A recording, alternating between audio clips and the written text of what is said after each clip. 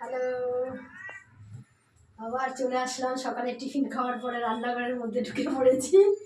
তো এই যে মাছের ব্যাগ, দেখা যাক ভেতরে কি কি আছে আজকে। তো চলো, কটা 3টা নিলে হবে, দেখে নিই। এটা খুলি প্রথমে।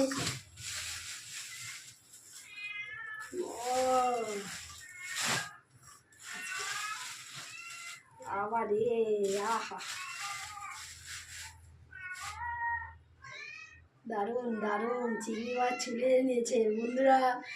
আমার কাজ কিছুটা কমে গেছে। এই দেখো চিংড়ি মাছ, খুব ভালো চিংড়ি মাছটা এনেছে তুমি। আর কি আছে বাবা, এত ভারী তুলতে পারছি না। দেখছি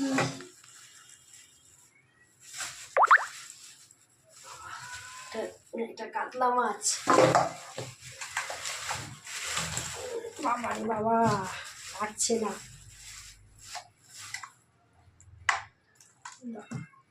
মাথাগুলি একটু আলাদা রাখছি, দাঁড়া।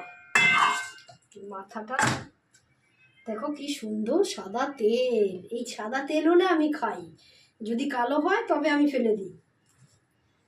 দাঁড়াও, মাথা এই দেখো বাবা, এত বড় তেল, অনেক বড় তেল। তেলটা কোথায় রাখছি, দাঁড়াও। তেলটা এটা রেখে দিই। তেলটা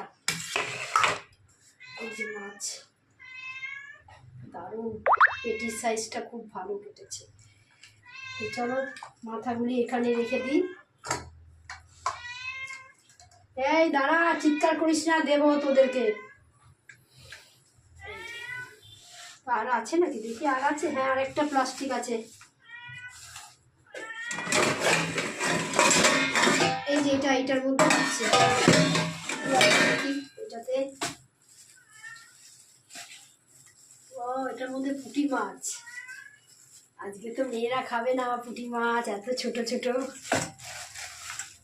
বাহ, কি দারুণ পুঁটি বন্ধুরা। দেখো, এই দেখো টাটকা একদম পুঁটি মাছ। এই দেখো অনেকটা পুঁটি মাছ আছে।